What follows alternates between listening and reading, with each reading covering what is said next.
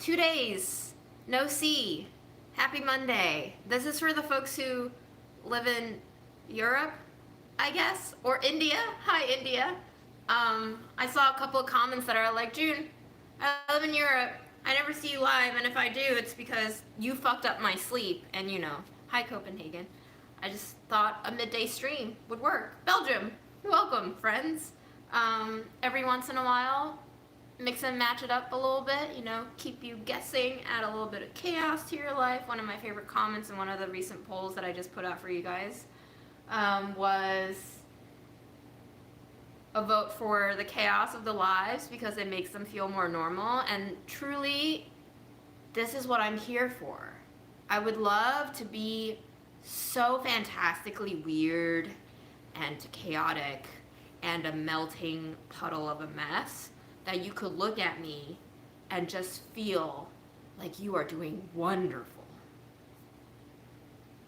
So, happy to be of service. Hi, Little Britain. Hi, Lily M. Welcome, everyone. And I also love doing midday streams because it does encourage folks to maybe actually take their lunch hour, which, at my last job, yes, I was thinking of the Budget Eats Vegan episode where I had 10 pounds of onions. And you know what? There's a good reason why I never buy 10 pounds of onions, because what the fuck do you do with 10 pounds of onions? Also, it makes me fart so bad. Not just the amount of farts, but like the intensity of the fart. It's very sulfuric. So I can't eat onions like that. What I think I'm going to do, hello Massachusetts, is we're going to clean it, we're going to chop it, we're going to roast it, we're going to freeze it. Because if I eat more than a quarter of an onion every day, it will be a chemical warfare in here. Hi, Germany. And it will not only keep other people away, it will keep myself away. I would no longer want to be around me. It's just not a very good situation to be in. But yes. Anyway, as I was saying, hi, Sweden. At my last job, we were supposed to be working a 35-hour work week, because even though they were 40-hour work weeks, every day had one lunch hour that was legally unpaid. And so if your job functions as my last job, oh my gosh, hi, Iran. How are you guys doing? Very worried, but also feeling very helpless and useless, and you know the deal. But anyway, if you work at a job that doesn't pay you for your lunch hour, fucking take your lunch hour. That is wage theft if you don't take it. So yay, snow day for Idaho. French onion soup I would love to have, but again, Marianne, if I had French onion soup, the farts would be unbearable, absolutely intolerable. So I'm just looking out for myself and for potentially any remaining friends I have left.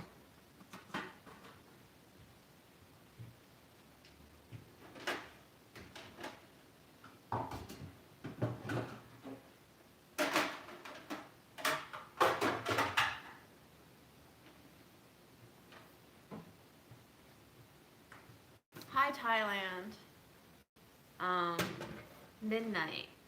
I forbid you for staying longer than half an hour. I've been having such a shitty time sleeping, y'all. I don't know if anyone else has been having trouble sleeping, but even if I get myself to bed at 10:30, I wake up at 3:30. My body just refuses to stay asleep for longer than 5 hours. I don't understand. I'm doing my best to get myself more rest. And my body's just like, no, you're done. Wake up. My grandma's fine. She's worried about everyone. As you know, Beijing lifted the zero COVID policies, and in the last 2 days, my entire extended family in Beijing has caught COVID.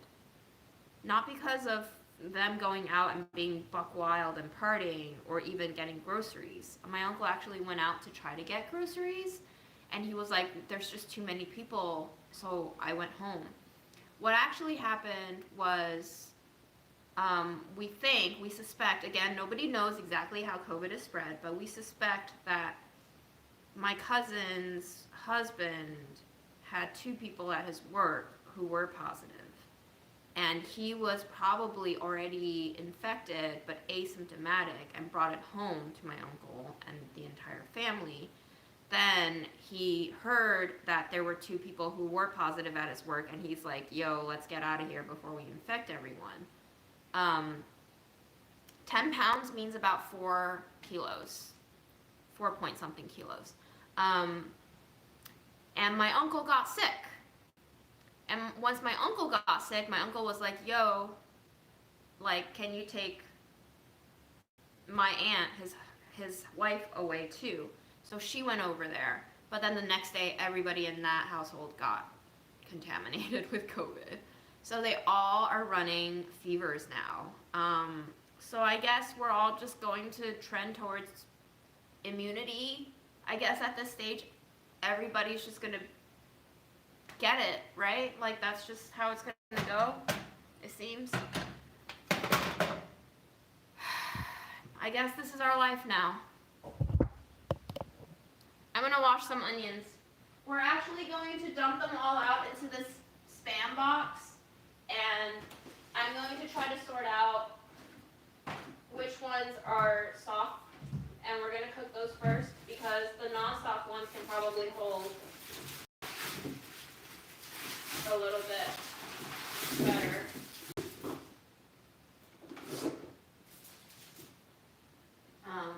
I would bring you closer to over there, but you tell me that, like, the quality gets fuzzy and potatoey when I move the phone, so I'm just gonna roll over there, capiche?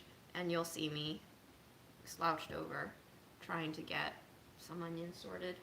I can't see chat again. Where's chat? Show me chat. YouTube, show me chat. See, that's the thing. Suhu62 says COVID, long COVID ruined my sleep or sleep. I really do think I have some sort of long COVID. Like, I am just kind of drained of energy every day. Within either right at waking up because I don't have good sleep, or like midday I'll just start crashing. Like yesterday, I started crashing around 10 a.m. My friend came over. That's his bike, by the way. Not my bike, because I don't bike. His bike, he biked over here, and then his bike chain like broke, so he's leaving it here until he can get it fixed. But anyway,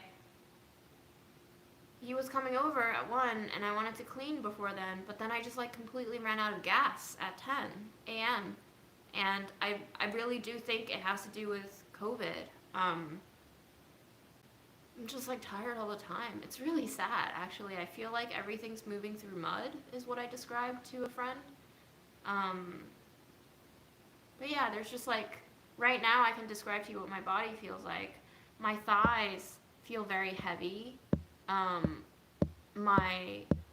eyeballs, like right here, and the bone right above my eyebrows feel like they're very tense, which makes me feel sleepy.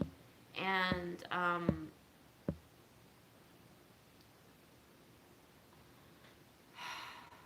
yeah, I don't know. My period was also really fucked up. It came early when I had COVID, like at least a week early, so it's very possible. I remember the first time I got vaccinated, that fucked up my period too. So yeah, and I keep writing typos when I text friends, like maybe that's what brain fog is, or it takes me like a solid half a minute to respond to someone who's talking to me in real life, because it just doesn't in my brain. Onion bread rolls, I can do that.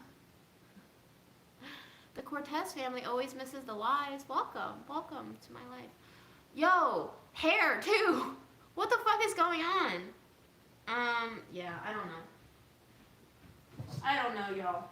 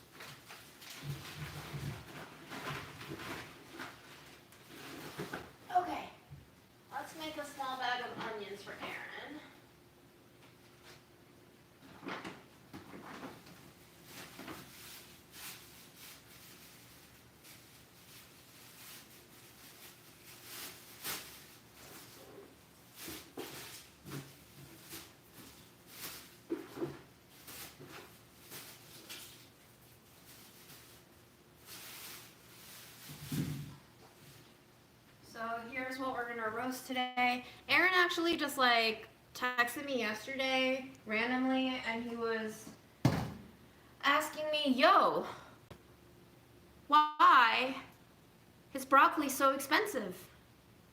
And I was like, bro, so is cauliflower. What the hell is going on with the cruciferous family there? I don't know. Some family drama is going on. Nobody can afford. Why did you get so many onions? Because they were either $1 for a pound or $4 for 10 pounds. And the stupid part of my brain goes, yo, that's a better unit price. Get it.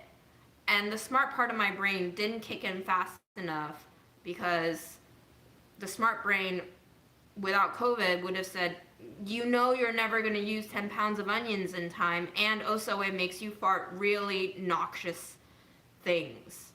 I'm sorry, what? ShopRite has broccoli heads for $99 or 99 cents? I hope it's 99 cents. Aaron is fine. He's back to work.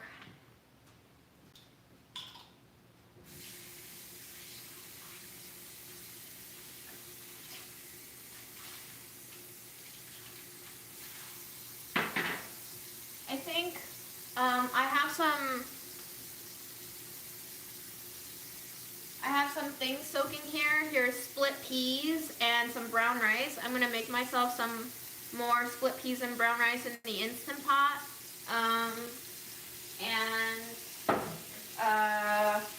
I'm probably gonna make myself a protein shake.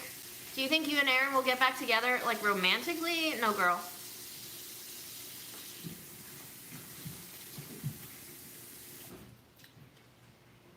Once I walk away, I walk away.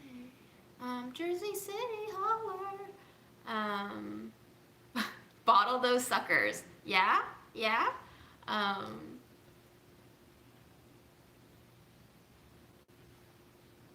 Yeah, I'm going to give some to Aaron.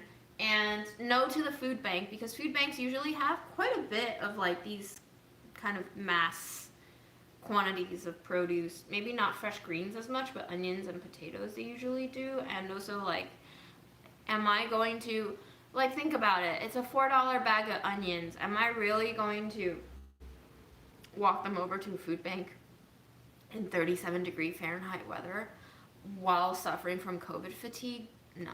I'll probably just, like, if anything, I would donate $10 to a food bank, and they can buy what they will with that money. He doesn't work in food media. Nope. What's Hutspot? Never heard of Hutspot.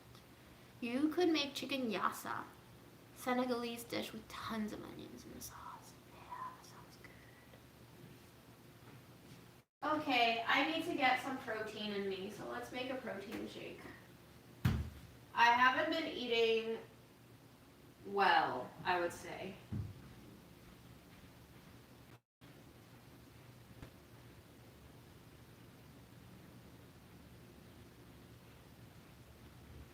Like, salmon was probably the only, well, the salmon and the peas, I guess, were the only things that I've eaten this week that had any kind of protein in it. I guess I've also had almond butter, but I haven't been good about eating stuff like eggs.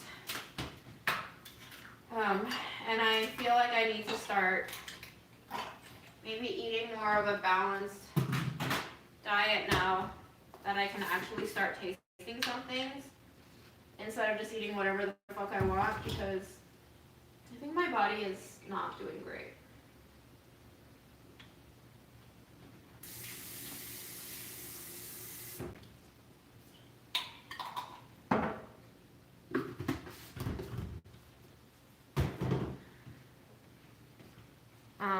One serving of the protein shake should be 2 scoops, but this jar is only enough to hold 1. So we'll drink 2 scoops, but separately. And yes, I do have multiple jars of protein powder because I get sick of the same flavor and I like combining. There's probably many Iranian rice dishes that has loads of onions in it. I feel like the Middle East knows how to use their onions, baby. Their onions are fucking delicious. Also Indian food. Onions everywhere. Probably also a lot of Europe too. I mean, onions is just everywhere. How are your kidneys doing? I mean, like TMI, but my urine has been really yellow even though I've been hydrated. I'm just gonna observe it for a while and then I'll think about going to the doctors. I know you guys are just like, go to the doctor now, get tested now, June. And I'm just like, you know what? If it's bad news, I'll just hold off for a month and pretend that I can have a normal Christmas before my whole life goes to shit. We'll see. Maybe it'll bounce back if I keep taking care of myself better. I don't know. I don't know, man. At this point, I'm just like, what could go wrong in life? Literally everything.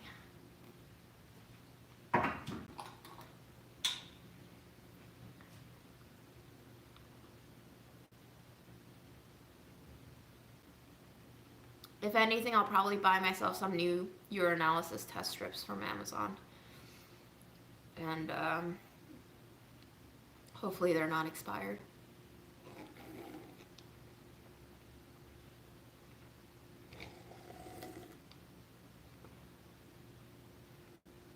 That's good to know, Lisa. I'm not gonna keep the onion skins because I don't know, man. Onion skins just freak me out. They feel dirty. Some of them are moldy. It's just, I did it once for Budget Eats. I've done it once for like a delish recipe, but for the most part, I don't really make a lot of vegetarian stocks, honestly.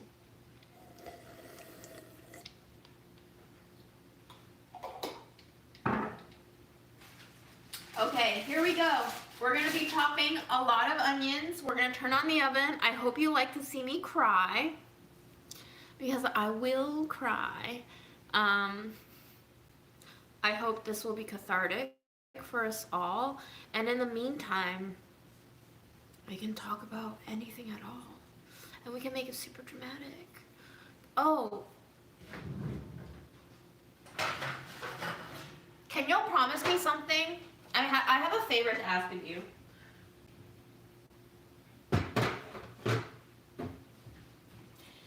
Inevitably, as we do more of these lives where it's literally just me talking, I think my ego's gonna get like a little bit unruly. So I think you should try to keep me in check so that I stay humble. Maybe just once in a while pop a Kendrick lyric and tell me to sit down, bitch, and I will. Thank you in advance. But aside from that, I tried to get verified on Instagram again this past week, and it took them days to reject me again. So I don't think the media industry likes me, period. I feel like I've done everything I can to deserve a verification status, but no. But yeah, let's chop stuff.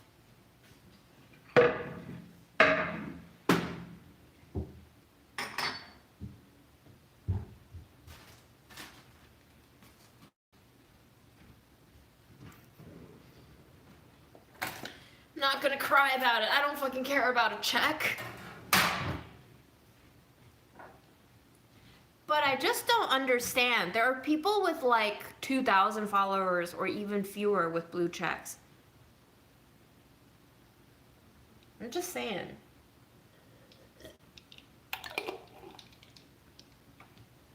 None of this makes sense. None of this makes sense. I don't know what the criteria for verification is. Guys,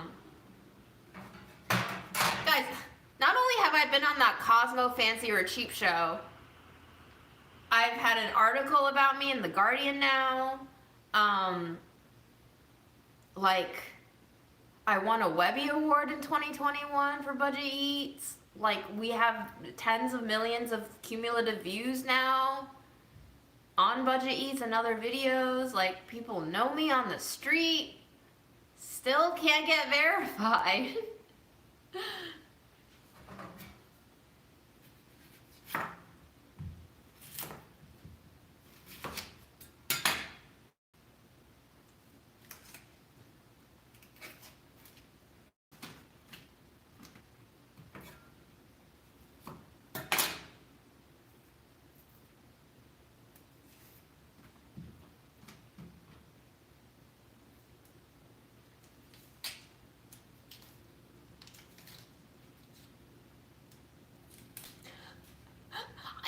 famous. I'm a famous bitch.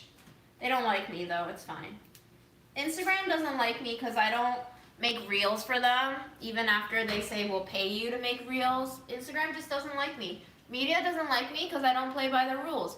YouTube doesn't like me because I don't play by the rules. It's fine, I don't care. All these people who are so kind giving me tips right now about how not to cry from onions don't understand that I truly enjoy the masochism of crying my eyeballs out. Like, feeling the cornea fall out of my eyeball is a pleasurable sensation for me. So just let me have my pain.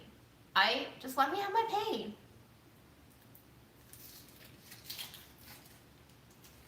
Some people pay to get spanked by other people. I cut onions. Guess which one's cheaper? This one.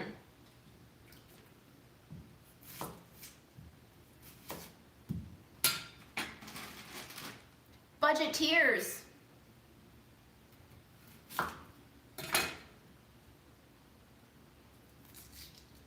Like when Miss Marina did her MoMA show, do you know how much faster people would have cried if they just put some onions on the table? It's already starting, y'all. The tears are already starting.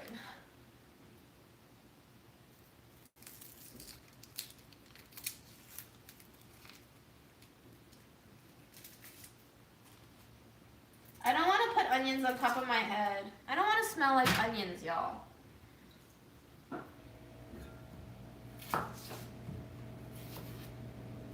So what topic should we talk about as I start to manufacture onion tears for you? Would it be cathartic for you to see me cry talking about any particular thing? Because we should, you fully utilize this opportunity to ride the performance out.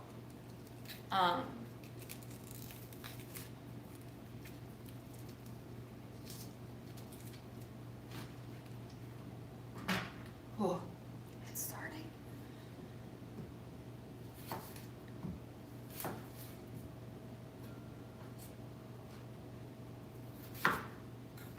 I actually have to hop off the live at like 1:45. The very kind viewer who offered me the ice cream maker is coming by at 2 in my neighborhood, and hopefully I will have an ice cream maker to fuck shit up with. These are yellow onions. These are yellow onions.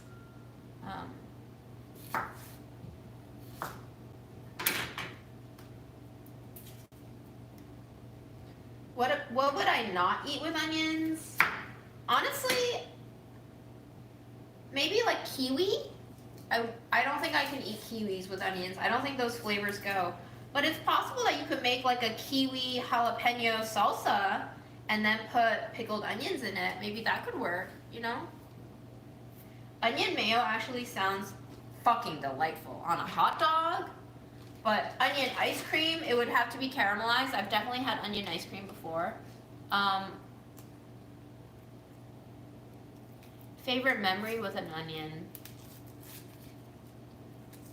I don't think I have one.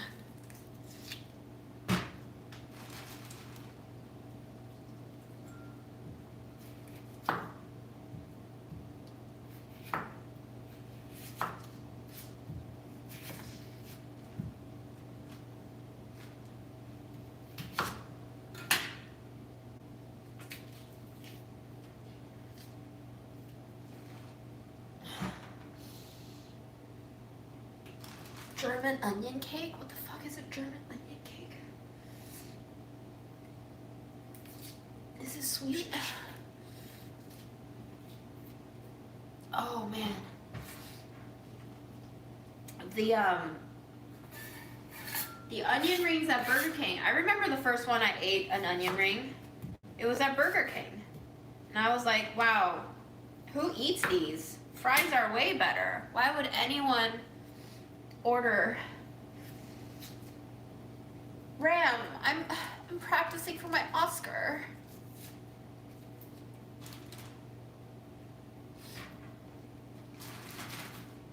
Maybe when I win an Oscar, I can get verified. Why don't they love me?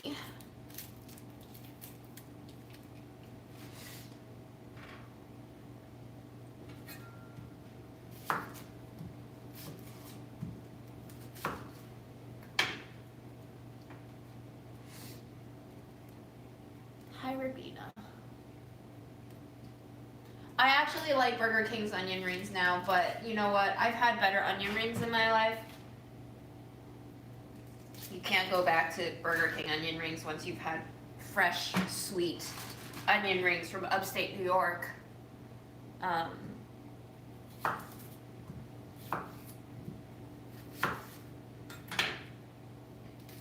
I can't eat onions 24 hours before meeting people. Like, if I know I'm meeting a friend, it doesn't even have to be a date, just a friend, just out of like self-integrity and courtesy for others, I cannot eat onions for 24 hours.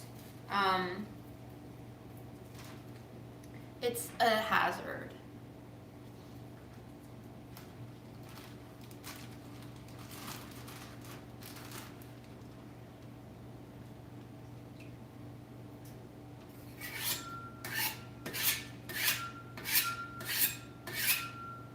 I like that sound.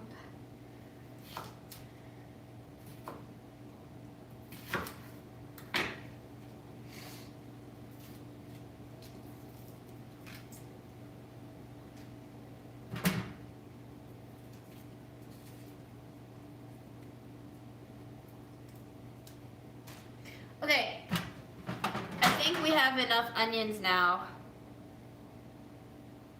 to heat up the oven and to start roasting.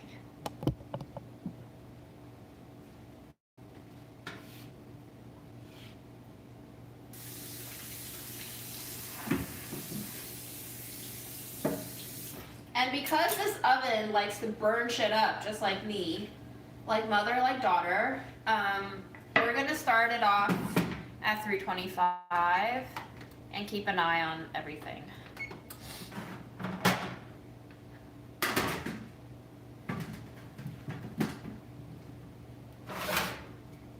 I'm gonna keep them pretty wedgy so that, one, we don't spend too much time chopping them, and two, they are easier to move around on the tray. And yes, I will be adding some olive oil to it because yum. Oops. You're not going anywhere.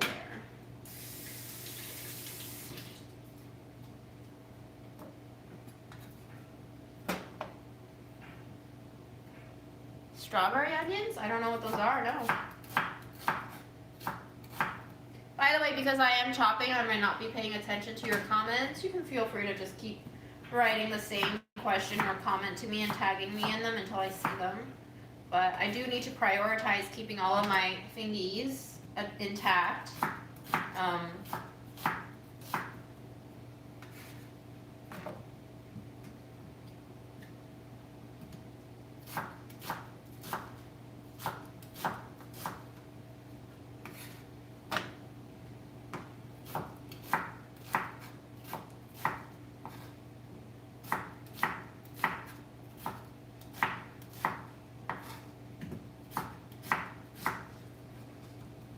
I have decided that once I run out of my kosher salt, I will be returning to using table salt. Especially since I don't think I will be recipe developing for anyone else. Table salt, I feel like, is probably going to be cheaper, more accessible, and it comes with iodine. And it's also the salt that Mom used, and I feel like for some reason, emotionally, it's going to feel more comforting to me to have table salt around. So that'll be fun. What salt do you guys use when you cook at home? I'm very curious.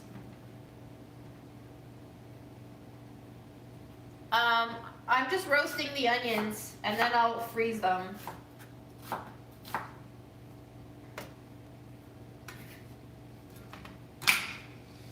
Oh no, onion fell in between the crevice. There's so much shit going down there right now. Ay, ay, ay. Kosher Baleen sea salt. Wow. Nobody uses table salt. Okay, 2 table salts. Gotcha. Okay. Good to know, good to know.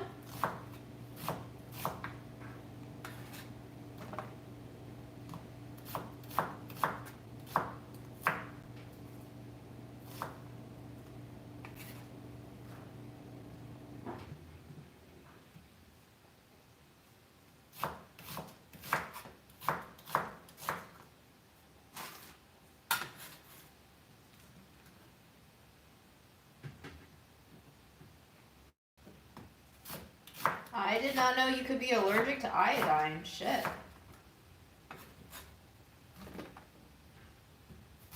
I thought it was a necessary nutrient. No?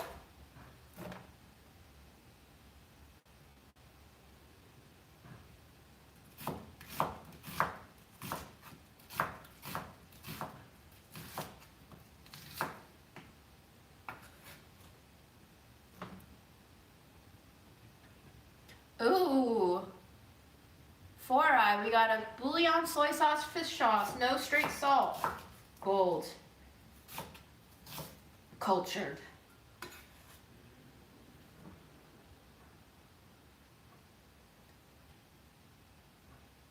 Maldon salt is pretty good, but it is fucking expensive. Who uses Maldon salt to cook? That's a finishing salt. Unless you have like truffles at every single meal. Maldon salt as a cooking salt? God damn. Who are these people? They are so out of touch with like the median income.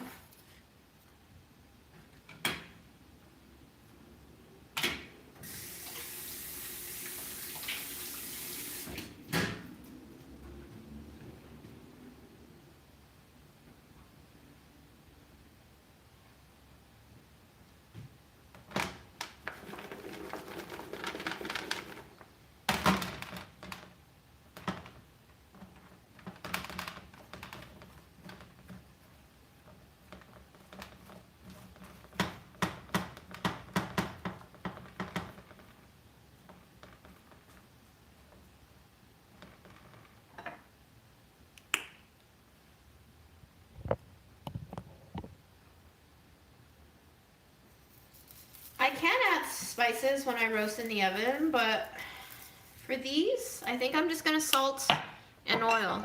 That's it.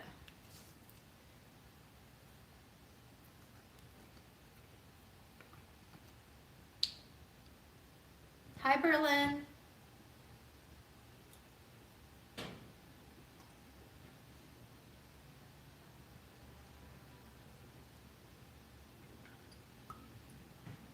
If you don't roast your vegetables with a shit ton of oil, I don't know what you're doing. In fact, I'm probably gonna waste more money roasting these onions with olive oil than I spent on the onions themselves. But you know what? That's the only way to get delicious roasted veggies, is if you use enough oil, my bro. Non-negotiable. The only veggies that I don't oil to death is like a whole beet or a whole, you know, sweet potato or a whole potato. Like those you can oil after, you can oil with the serving, but if you don't oil your vegetables and you say you don't like roast vegetables, guess why? It's because you didn't put fat in it. And you know what doesn't taste good without fat? Like everything. Everything doesn't taste good without fat.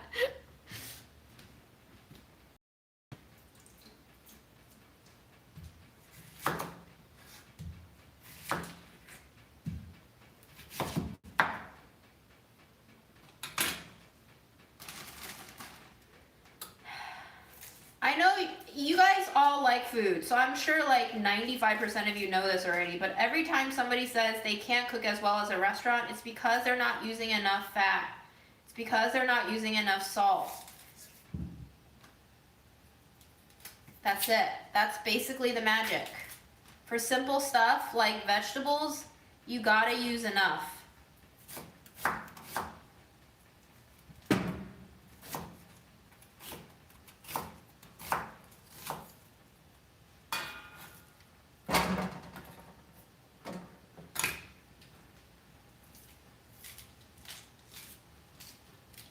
Yes, true. You can air fry. Bye, Melissa Thompson.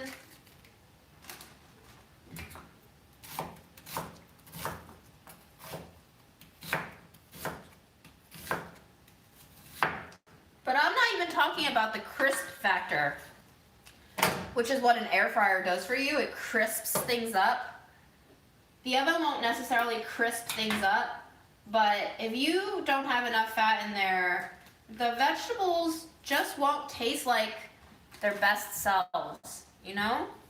If you want to make your vegetables live a good death, you got to respect them with some good fat and good seasoning. Don't disrespect that plant like that. What are your thoughts on lab-grown meat? Alicia Kennedy is a writer whose newsletter I subscribe to, and her thoughts on a lot of food-related issues have influenced me quite a bit in the last 2.5 years since the pandemic started.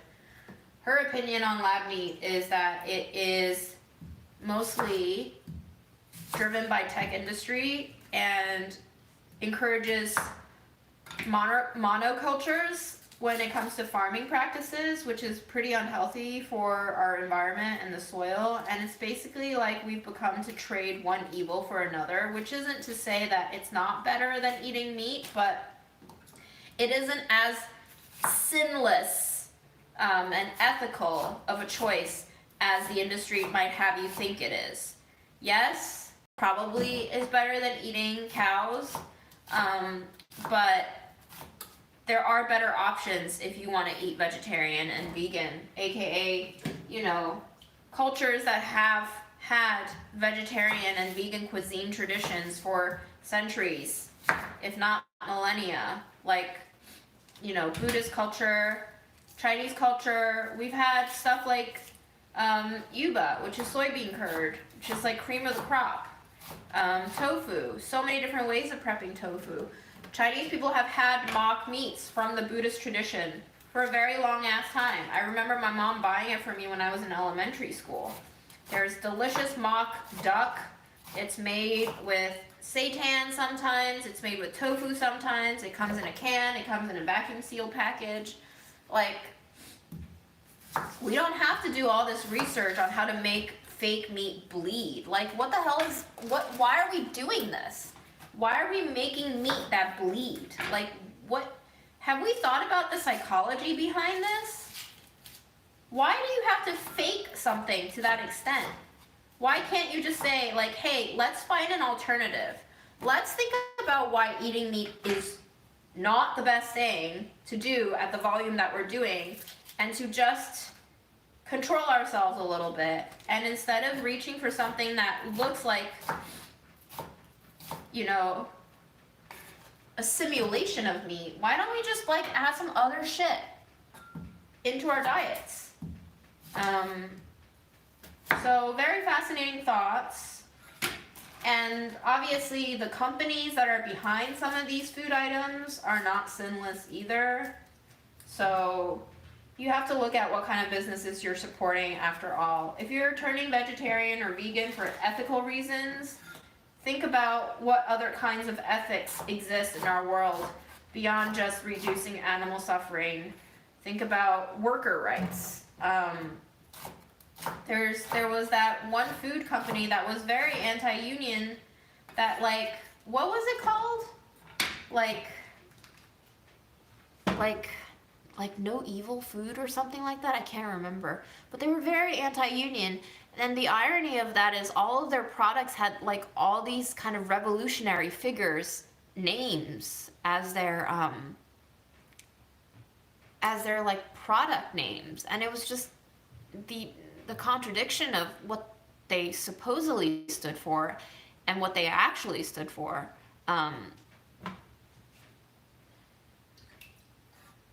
There's a lot to think about there.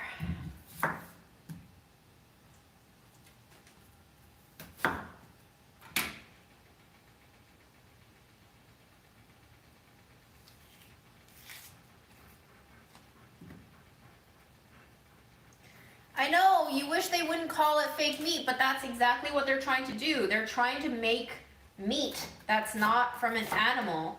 But my question is, why are we wasting our efforts trying to make meat? Why are we still indulging this fantasy and delusion that like meat is what we desire? And why, instead of having tech industries develop meat for us, don't we subject ourselves to the experience of actually killing an animal ourselves just to experience what that feels like to participate in the making and the taking away of a life so that we understand what we're doing. Instead of always just deferring responsibility to someone else to make something cleaner and easier for us. This is why, at least coming from my Chinese background, like, I don't, like, this is gonna get me some flack, but I don't respect Americans, white Americans mainly, who cannot tolerate fish bones in their fish, tolerate skins in their meats, who can't tolerate the idea of eating other parts of an animal that has already been killed for your consumption, like organ meats and ear and tongue and feet and tail. We have to somehow wait for capitalism to ride off of a fad to make oxtail jump from one of the cheapest cuts of the cow into one of the most expensive cuts of the cow before we can accept it into our consciousness as edible meat.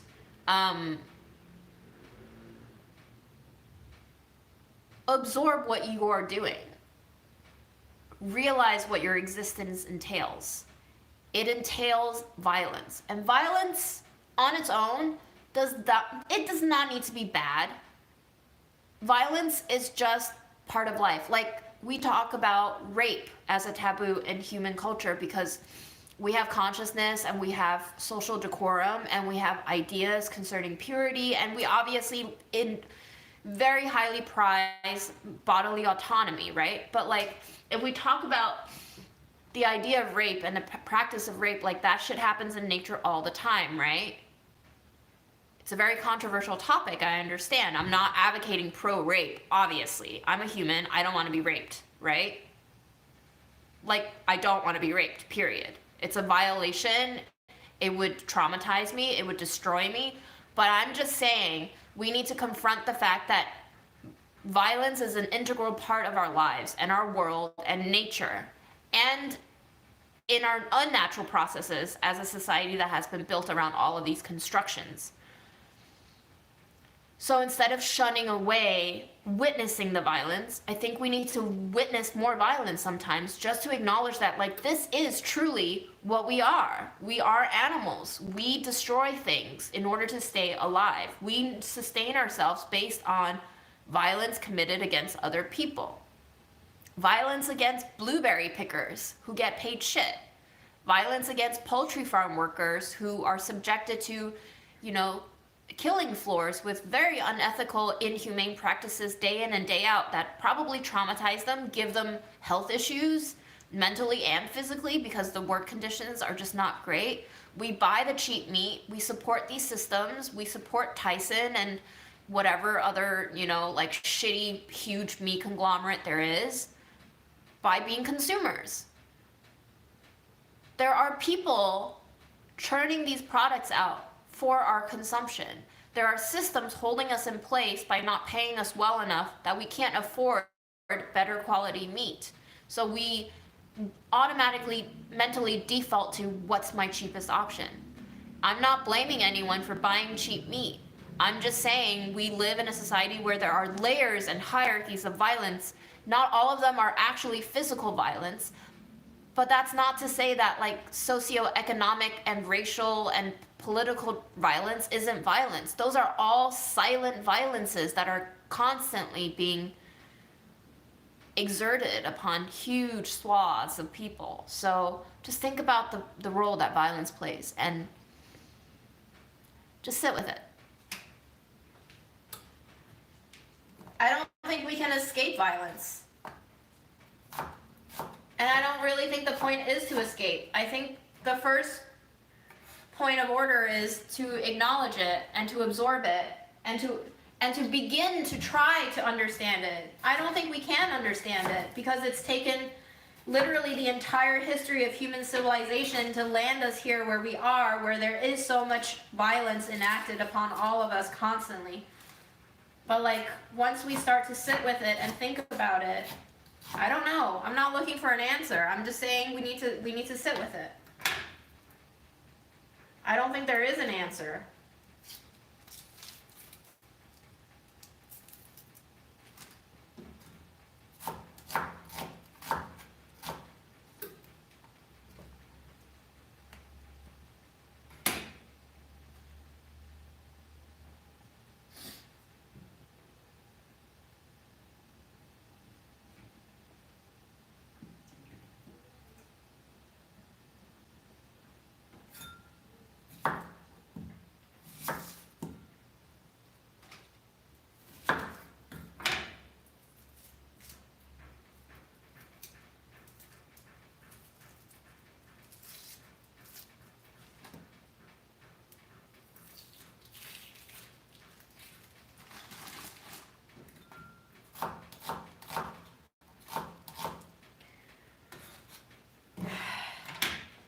And while we're on the unpleasant topic of rape, I would just like to point out that, like, there's different kinds of rape happening across the board in our society. It's not just sexual rape. There's, like, political rape, economic rape, you know, like social hierarchy rape. The default of capitalism is that you must work these hours in order to stay alive, because otherwise you can't pay rent to your landlord. You can't afford health insurance that is often provided through your full-time employer. You can't buy food that are subsidized by governments who are lobbied by moneyed interests. Those are all kinds of rape, because we have had no consent to being involved in these systems. We were just given this one option. The two-party system in the US is kind of rape. The fact that we can't vote for a third-party candidate and hope for them to win, like, that's kind of political rape, you know? Nobody asked us what we wanted.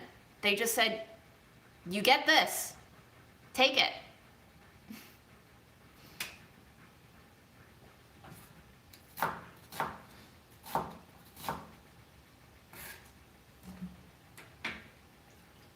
Oh, you don't want to vote? You're asking for it.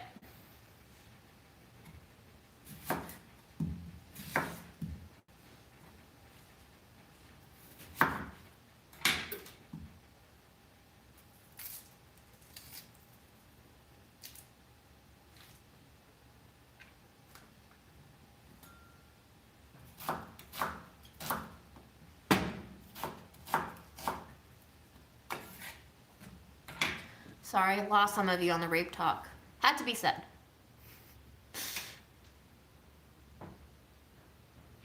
I don't believe that is true. You have options, you just have to work for them. Okay, sure. To what extent, though? To what extent would I have energy to work towards all of these things being changed? I'm not saying that's not true. I'm just saying it's really fucking hard.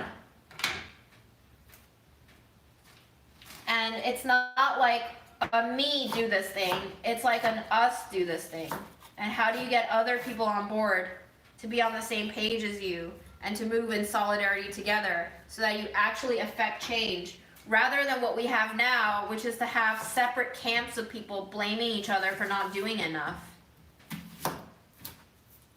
Which is what the system wants, by the way. The system delights in nothing more than to separate all of us into camps and have us fight each other instead of fighting the system. Like, we are doing God's work for the system by fighting against each other. That's what cancel culture is really doing.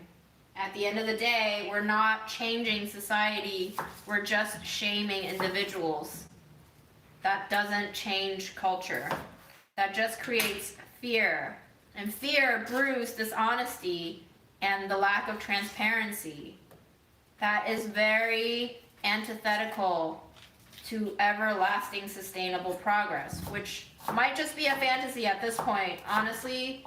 But again, you gotta have some fantasies, or what the fuck are you doing being alive? Just living in the same nightmare over and over and over again? Having a show on replay? Groundhog's Day?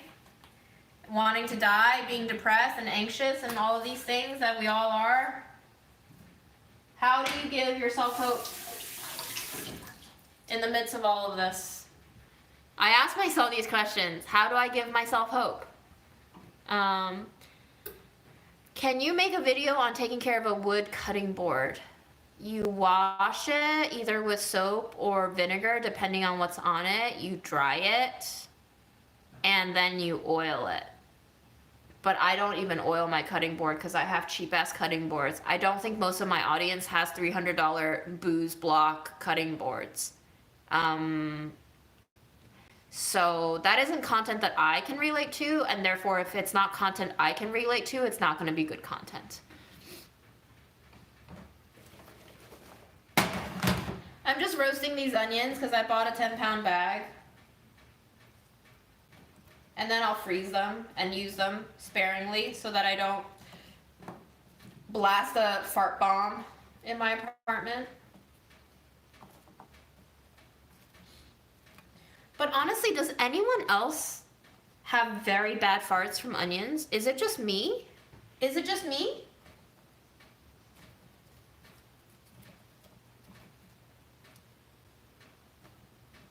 Why are my onion farts so bad? I don't understand. Yeah, booze is expensive. It's solid wood.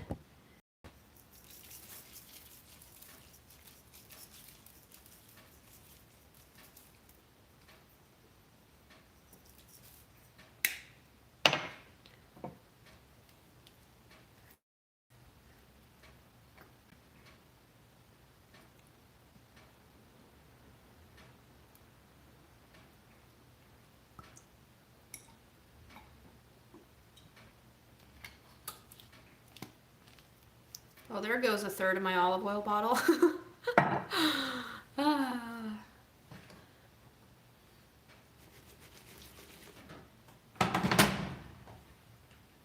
Oopsies. Just mopped these floors yesterday.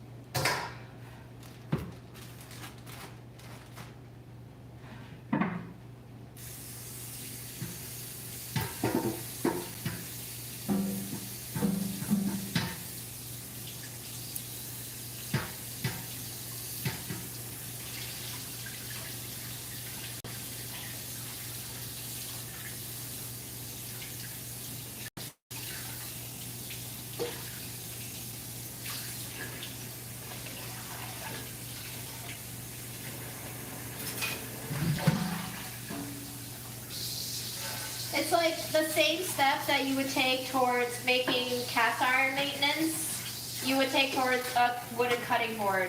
You gotta wash it clean, you gotta dry it, and if you want to, you can oil it.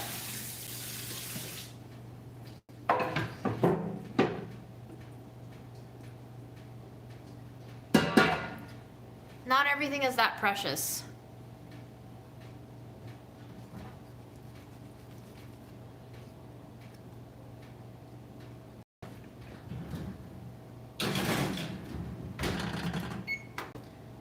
Put a 20-minute timer on, and I am going to drink my protein shake a little bit more. I'm going to dry my knife because you really don't want your knife sitting in wetness if you can avoid it. Even if they're not rusty types, you still don't want them sitting in water. Just be nice to your knives. And then we'll make our split pea and brown rice thing in the Instant Pot.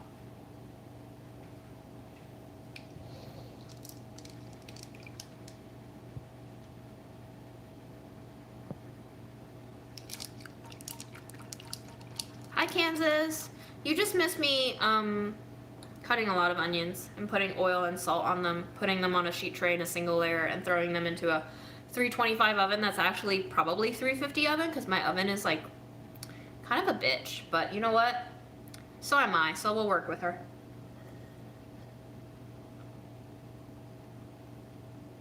Do you love the hair?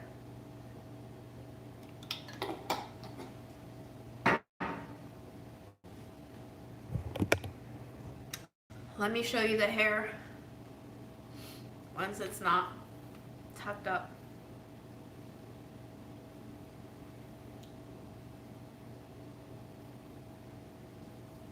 We still have a little bit of asymmetry going.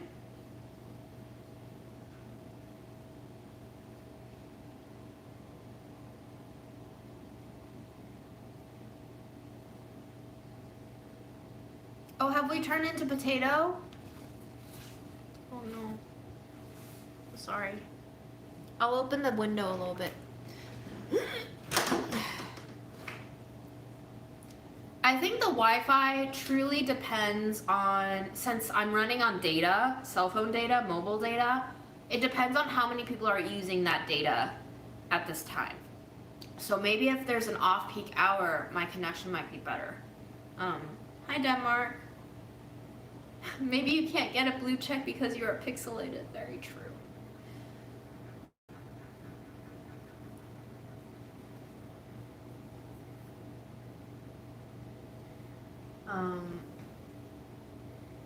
And then I flip it over and it's not that asymmetrical, you know? So it's fun. I like playing with it. But most of all, I like doing this because I don't like having hair falling all over the place, and it gives me like a little bit of a semi-facelift to make me look less tired, and I call this the Bella Hadid effect, and it just makes me look a little bit sprightlier, younger, you know, to have your hair up rather than down.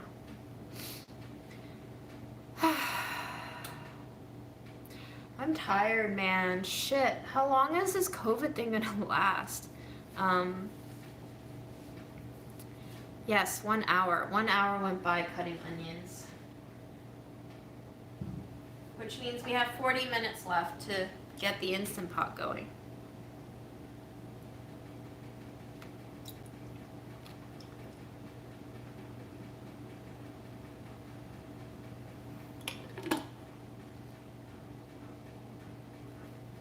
That's not my bike. That's my friend's bike. He's keeping it here until he can pick it up to go to the shop. It's broken.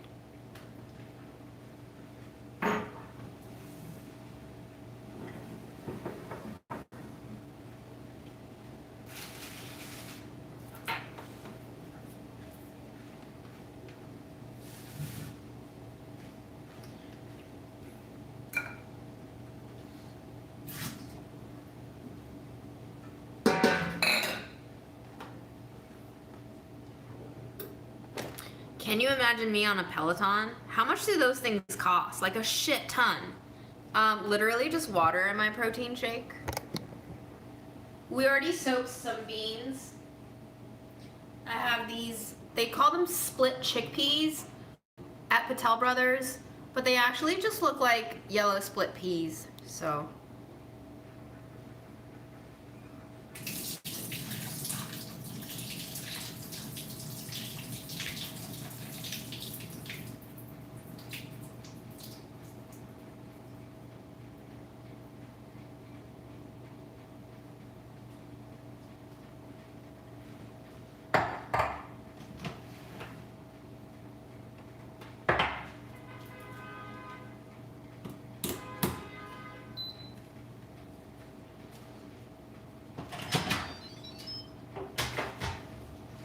At the bottom of this, we will go in with a little bit of olive oil. Because YOLO, we like our fat. What brand protein shake do you use, or do you create your own? Girl, how do I create my own protein shake powder? Can expired mung beans be cooked or eaten safely? Who's telling you they're expired? So, I use Vega, but I actually find that they have a super plasticky artificial flavor.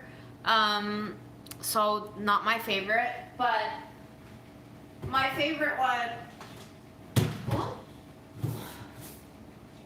is Orgain. I really like Orgain. I think I like their chocolate flavor the most, but I just found that they made a peanut butter one and I really like this one too. The vanilla one is like fine, pretty inoffensive. But these have like the least amount of aftertaste. The Vega one has like that plastic film aftertaste. I've never tried these flavors before, which is why I got them. So, you know.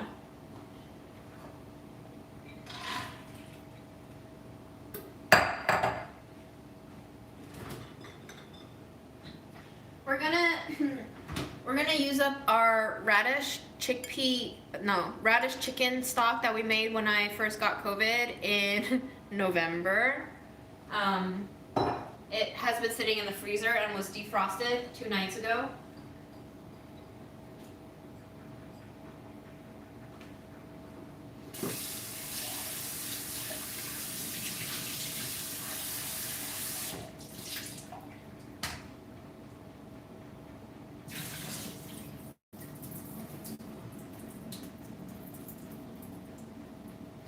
I also soaked some brown rice. Oh, you didn't like Orgain? So what do you like?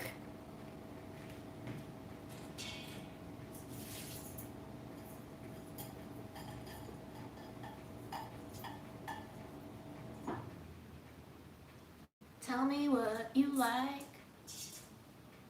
So I've actually found that when I drink protein powder, I do get like slightly better muscle definition after I work out. Probably because I don't really eat meat, and so a lot of the protein content that I do put into my body probably isn't paired well enough to synthesize properly. So I do eat a lot of yogurt, I do eat eggs, I do eat a shit ton of nuts, I do eat beans, as you can see. So I do have protein in my diet, but pea protein is majority what's in Orgain, but pea protein by itself is like pretty disgusting.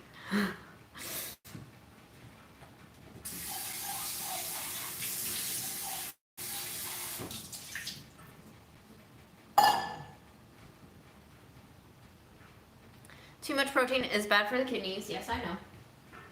I know, y'all. I know. Okay, time for spices. I'm going to add a little bit of oregano. I don't know why I'm adding any of these. I'm just adding them, okay? I'm just being very transparent with y'all. I also want to use up a little bit of this five spice powder. Again, I don't know why. And remember that the chicken stock is already spiced, so there's that. I want a little bit of fennel, so let's go in with a little bit of fennel seeds for texture and that sweet anise flavor. And I want a little bit of smoked paprika and a little bit of sweet paprika. And I think I'm definitely going to put some turmeric in here because I honestly love that yellow color.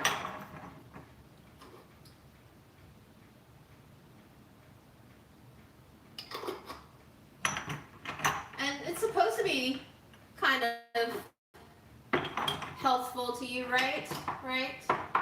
I'm going to add a little bit of ground porcini mushroom powder for extra umams, and maybe a little bit of bonito powder. I don't know why, because I feel like going crazy. And then finally some cracked pepper corns. I think I'll be ready.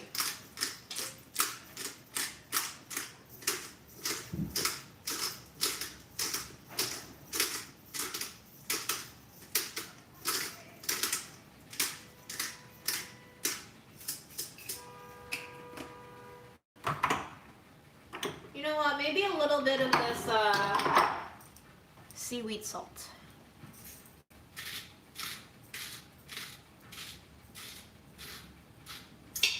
Okay. And we go. Oh, let me show you what it looks like since I can't really move, y'all. Do, do, do, do, do.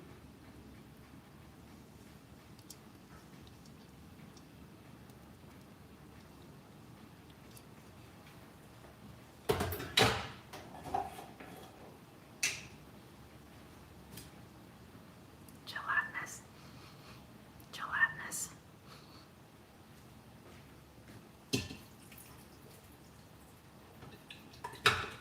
Oh my god, too gelatinous.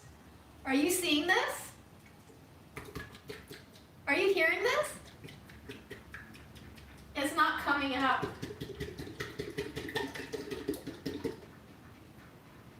That's hilarious.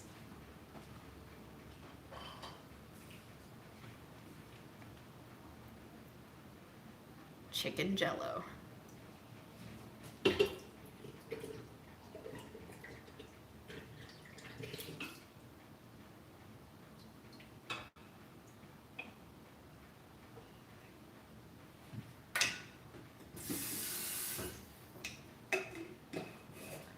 Okay, I'm sure those of you who follow me on Instagram,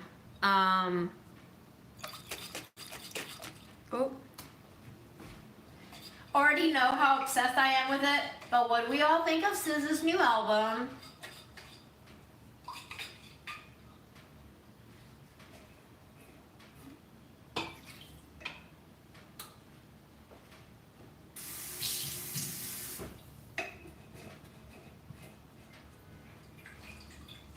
I hope you guys have heard SZA's new album.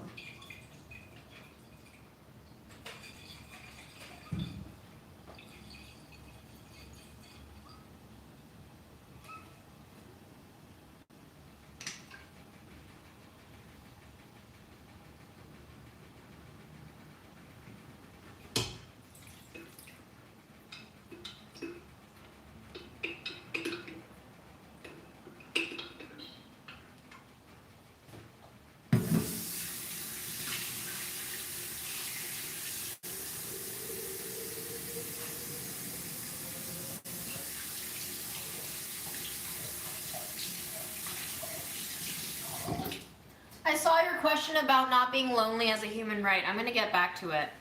I do have playlists on Spotify. You need to follow me on Instagram.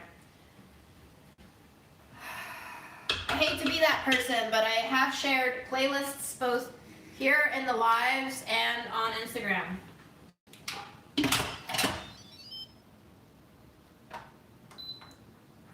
Okay, so let's go back up.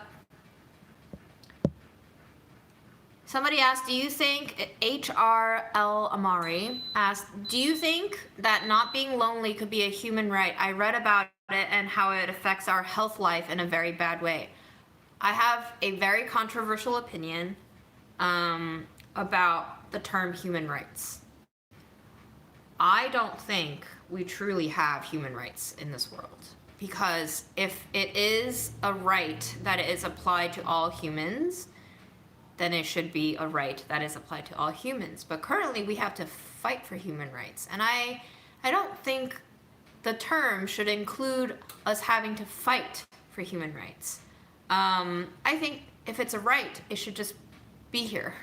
And it's not. So, especially in that context, do I think not being lonely should be a human right? No, I think we have bigger things to worry about. And that is something that is absolutely unenforceable. And what if there are people who do want to be lonely for various different reasons because we're very psychologically fraught people? So, something to think about. You can definitely disagree with me on that.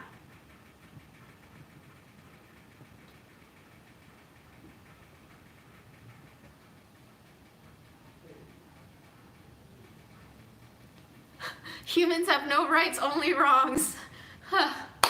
That's a good one. Oh, that's a really good one. That's a really sad one. All right, next protein shake. I'm gonna do a combo of the two orgains, half and half.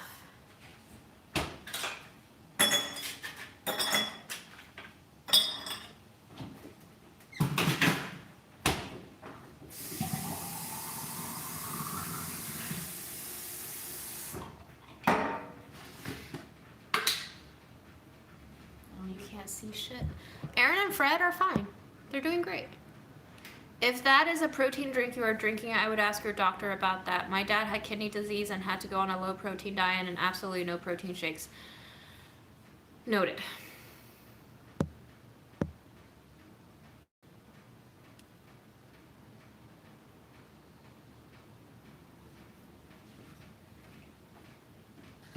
Guess what? A lot of things are really bad for our mental health, but I think the most detrimental thing that's not good for our mental health is not being honest with ourselves.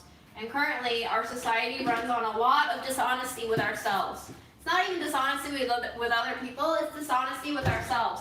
Because the only way that they can make even more profit and money off of us is by having us lie to ourselves about what we actually want.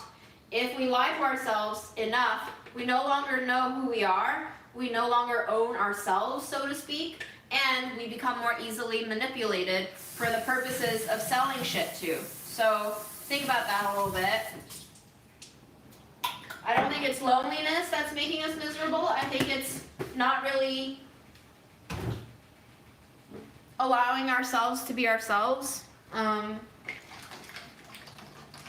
it's not our fault for the most part, but we can become aware of it and try to get to know ourselves a little bit better and try to be kind to ourselves a little bit more and try to accept ourselves a little bit more and try to see how we can work ourselves more into the life that we currently have in this system of systems that we're all trapped in. Just starting to think about it, I think, will shift you. I haven't gotten to a place where I feel like 100% secure yet, but I don't think we ever will feel 100% secure because this is life. I was talking with an editor who was like trying to encourage me to write a book, and I was like, I don't know, I think video is my medium, and I think like audio voiceover is my secondary medium. And she was like, I don't think you have to think about them in like primary through tertiary leveling like that. I think you might just want to give it a try because like you might never be ready. And I was like, yeah, you're totally right. I will never be ready to write a book, right? Like all of these things you don't feel ready for and you don't do because you're like, let me wait until I'm ready. But when are you going to be ready to be something different? You just are going to do something different. Not because you're ready for it, but because at some point you have to change. So it's a practice of sorts to voluntarily let yourself change and be open to being changed, even when you don't need, quote unquote, need to be changed.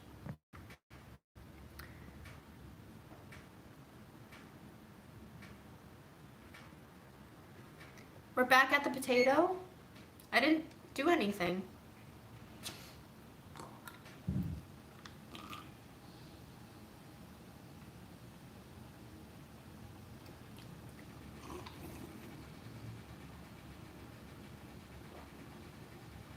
So I would say Orgain is a little bit like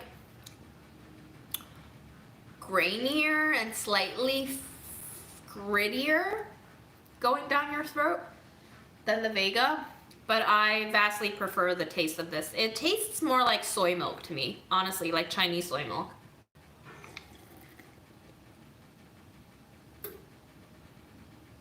So maybe that's why I prefer it, because it reminds me of like childhood tastes.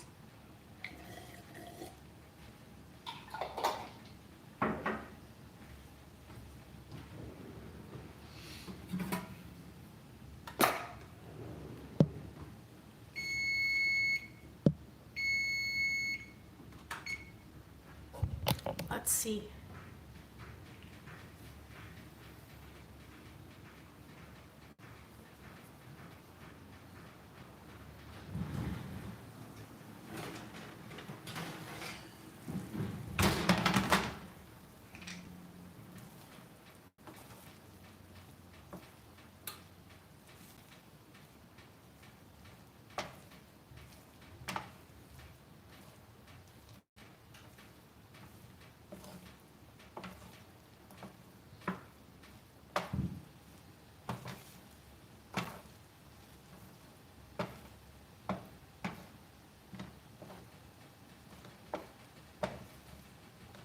One thing about cooking onions in the oven versus cooking it on the stovetop is you get more surface area. Second thing is cooking onions on the stovetop will smell up your entire house. So just something to keep in mind. I would recommend if you have doors, close all of them before you cook onions or everything will smell like cooked onions. Because the oven is pretty enclosed, it kind of provides a door and a barrier in and of itself, but these are things that have only come to me after doing too many onions too many times with no doors available to me.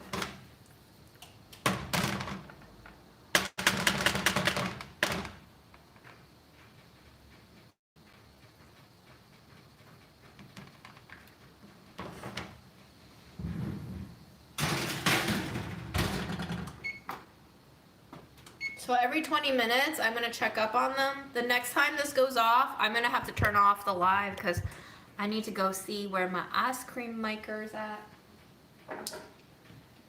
So exciting, guys. So exciting, so exciting. What's the salt trick? What's the baking soda trick? What's your academic background? I was an English lit major with an educational studies and religion minor.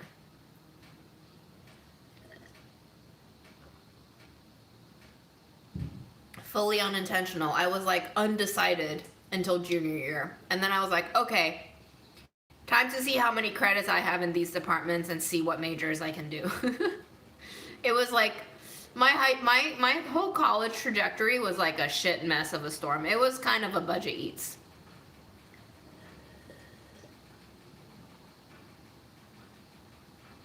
I am authentically chaotic. It's not an act. As miserable as that might be for me in real life.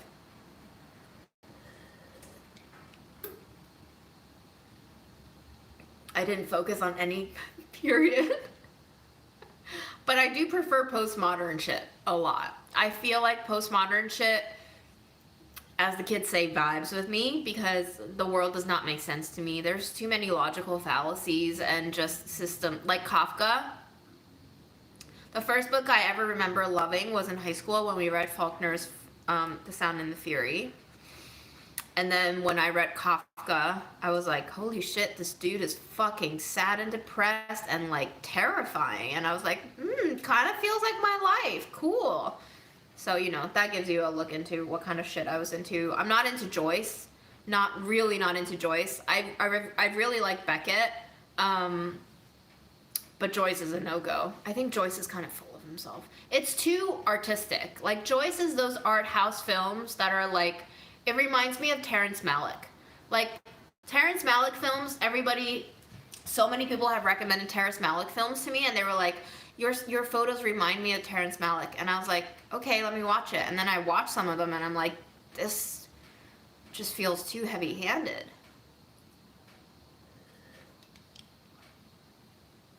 But not to compare myself to like an Oscar nominated / winning director, but I do feel like a lot of my grief diaries are very heavy handed in that Terrence Malick way where there's imagery and like a voiceover narrative. So I do take influence from that kind of collage-y sort of nature, but I don't love Terrence Malick's films because I just feel like he does the opposite of what they tell you to do in English class when writing an essay, which is they tell you in English class to show, not tell, which means you shouldn't be telling your readers how they should feel. You should be giving them descriptions that enable them to feel for themselves. And I feel like Terrence Malick does a lot of telling, not showing, if that makes sense.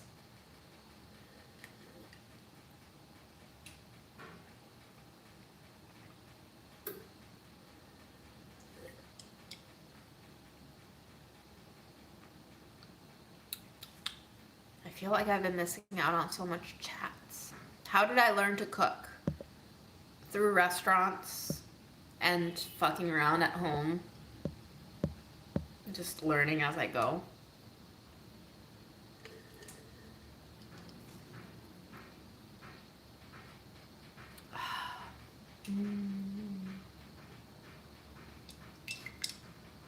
Do you find your reasons? I really respect your intelligence. I like how unbiased you are.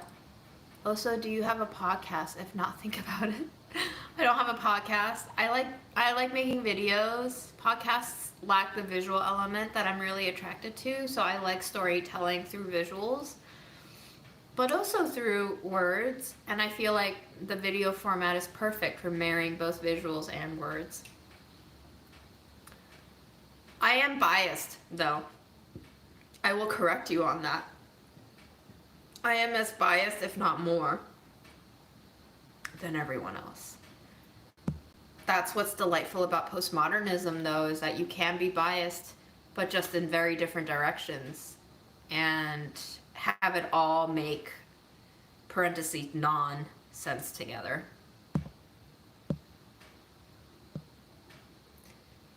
Have a poetry reading to end your lives? Hell yeah!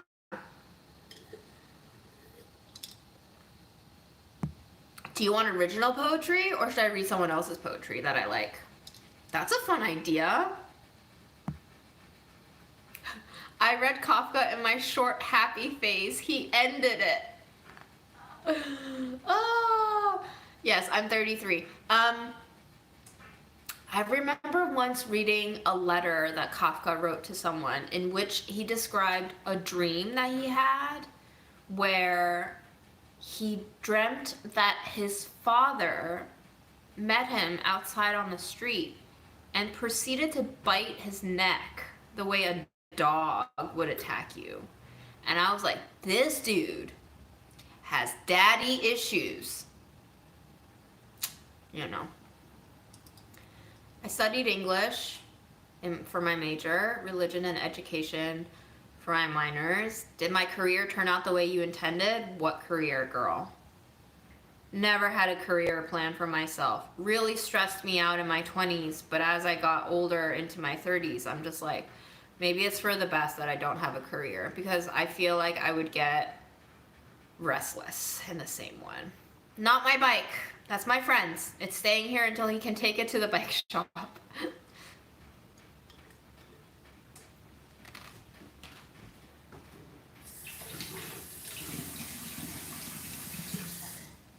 To a certain extent, I think a lot of our lives are genetic, way more than we think it is. Like, my dad's a writer. But as far as a career, beyond just writing, he's never, like, held down a single job, per se. So I feel like I get a lot of his genetics. In the same way, we rub elbows with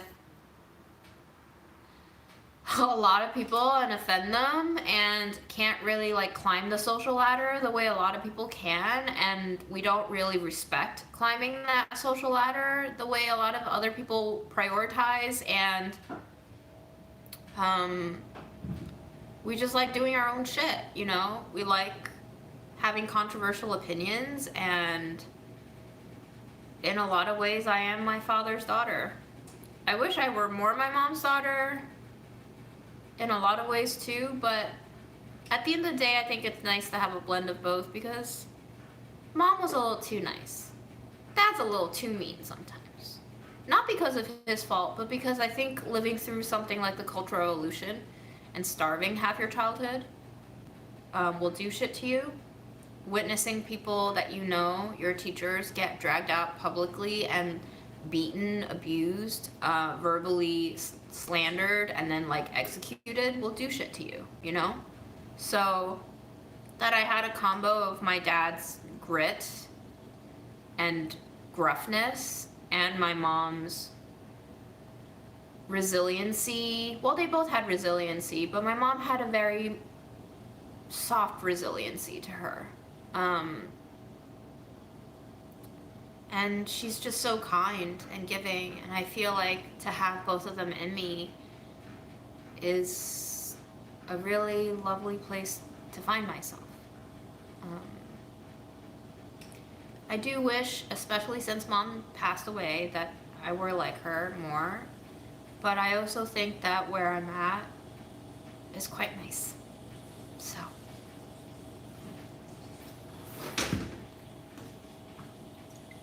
I'm trying to learn to appreciate where I am at life rather than bemoaning the past or praying for a better future. What's the point? You know?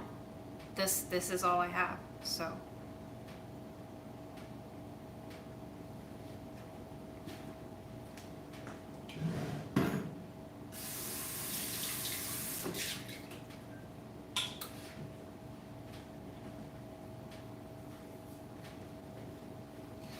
I'm gonna smell like onions going out onto the street. I would like to eat some almonds. Would you like to hear me crunch?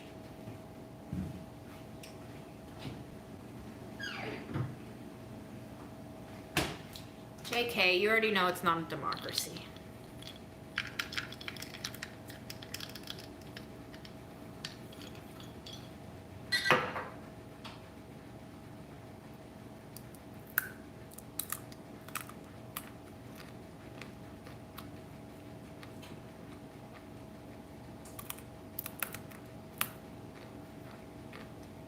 text my dad. I don't see him. He doesn't live in New York.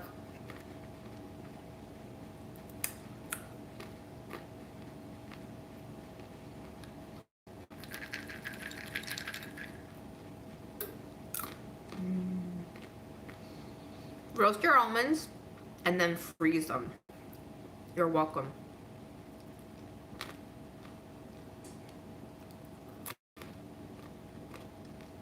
My problem is I keep comparing, even though I know logically that comparison is a thief of joy. I do the same. You have a logically minded brain that understands the ways in which things do make more sense to behave and live by. But you are also part of the society that teach you all these irrational things. Like, I was talking with my friend yesterday, and we're both in agreement that, like, we both don't think monogamy makes sense for us. Because even if you are committed to someone and you love them and you know the boundaries of what monogamy calls for, there will always be a part of me, I'll only speak for me, there will always be a part of me that, like, will want to communicate with someone and, like, potentially flirt with them and want to have crushes on people. And being in a monogamous relationship will bring shame and guilt onto myself whenever I experience those feelings for other people. Not to say that I want to go ahead, like, and cheat. Especially if it's physical cheating, sexual cheating, it's much more easy to control myself. But when it comes to emotional cheating, that shit is kind of hard to contain yourself. And so, in terms of thinking about what monogamy as a structure is doing to me, I don't like it because it binds me and it makes me fight against myself and it makes me blame myself for something that doesn't need to be taboo, right? Now, having said that, knowing that monogamy as a general framework can work practically but not emotionally for me, do I prefer a polyamorous situation for myself in life? Maybe not. Like, I still want to have a primary monogamous partner with whom I ideally can develop and expand in life and live with until we both die, right? Like, that's the fairy tale. I do want that fairy tale. But I also want to be in a relationship where I'm like, okay, I love you and I want to, like, continue my life with you, but I'm not gonna say I'm not looking at other people and going, oh, they're cute, or like, damn, he's really smart, or like, he likes a lot of the same things that I do and I kind of want to get to know him better, you know? And what does that mean for me in terms of, am I monogamous or am I polyamorous? Like, it's kind of unclear, you know?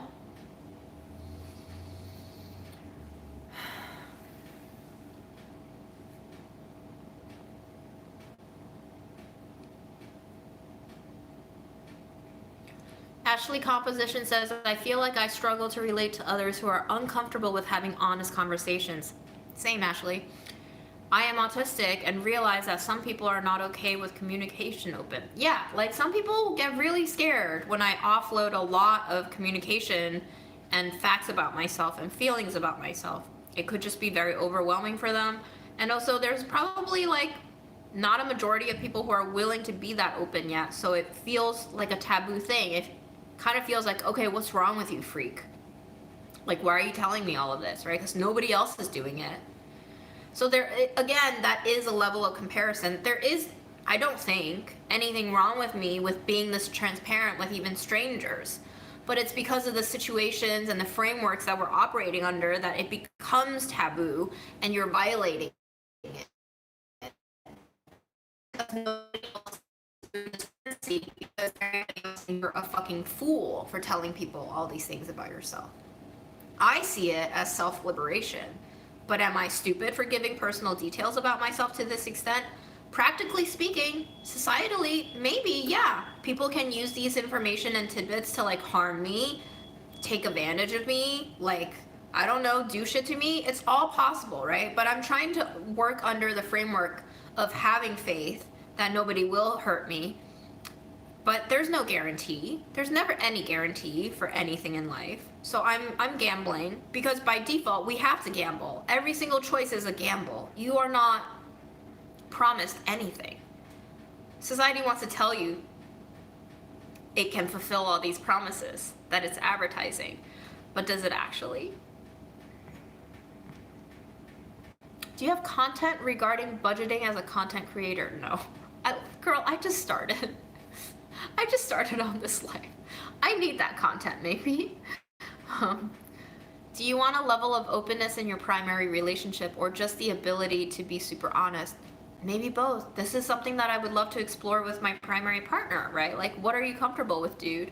Would you be comfortable with me doing this? Would you be comfortable with us changing it up? Would you be comfortable with yada, yada, yada? Like, that's what a partnership means to me.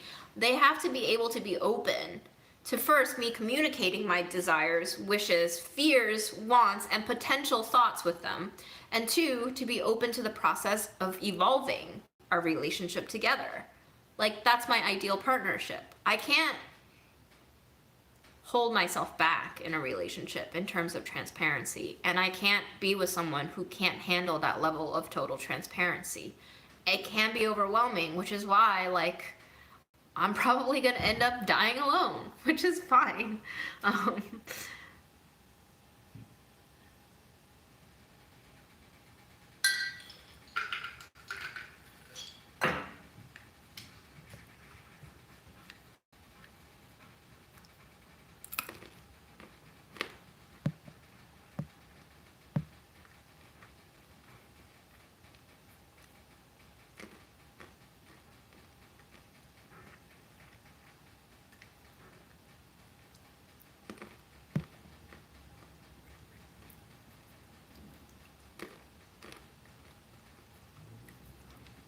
Sounds like you are wanting more of an open relationship where you can keep your options open.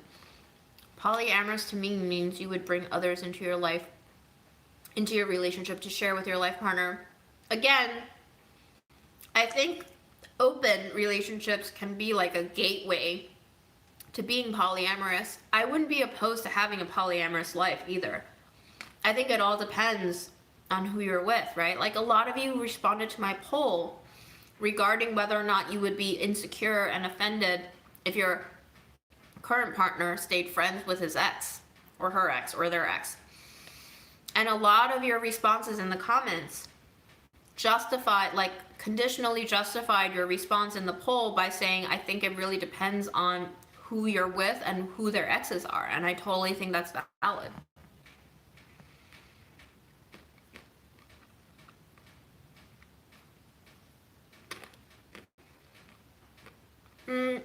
Eva says, how would you want your partner to be towards you? Do you want him to look for those things in other people? How would it make you feel? I did experience jealousy when Aaron and I were in an open relationship. But I think that was like a huge learning curve for me. I think that was part of me figuring out what I can tolerate and what I can't. And I think that was very important for me to experience. Would you prefer to find a partner who's ace? Not necessarily, actually.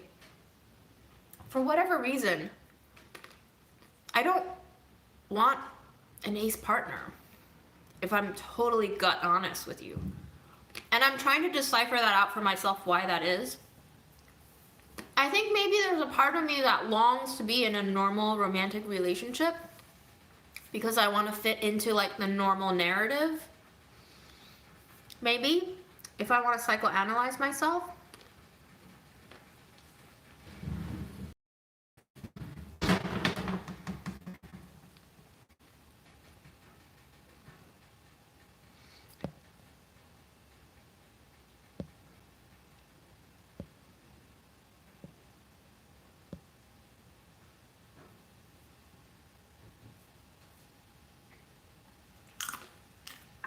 This is a very interesting discussion, and I wish I didn't have to go so soon, but I do.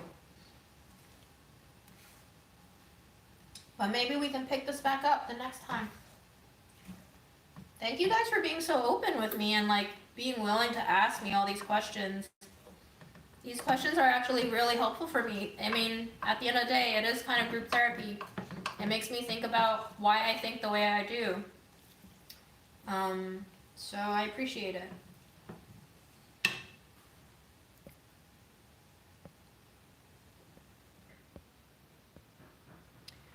Do you think the openness of your and Aaron's relationship led to its dissolve? No, my mom was afraid of that all the time. She never approved of our open relationship, but I don't think that's what did it at all, actually. The issues within a relationship will always be there no matter the conditions of the relationship if there is no communication or movement from both partners to discuss and resolve the issues. The issues are what cause because that means I'm actually communicating something. If I have a partner who even want to engage in arguments because they don't want to like be in conflict at all, be confrontatious at all, then I think that's actually a personal red flag for me because I feel like they are trying to hide from a laborious process of engaging in a very intense conversation that could lead to the evolution of the relationship. They kind of just want to keep the boat steady and lead a quote unquote peaceful life, but that's not at all what I'm about. I'm about self-discovery and I'm about discovering the other person. But sometimes, honestly, I think people are afraid of discovering themselves because it's scary. Because you never know what you're gonna find, and you might find some nasty things that you don't like, and then you're gonna feel like you need to fix it. But who wants to confront the fact that they need to fix parts of themselves? Nobody, right? But like, I think it's necessary to be at peace with myself, because if I don't confront the parts of myself that I don't like, then I'm just continuously running away from this cloaked figure that's me. So then what is that doing to me as a person who's moving through life with me all the time? I'm gonna turn my oven off because it's a safety hazard. If I leave the apartment and don't come back, I could burn the whole place down.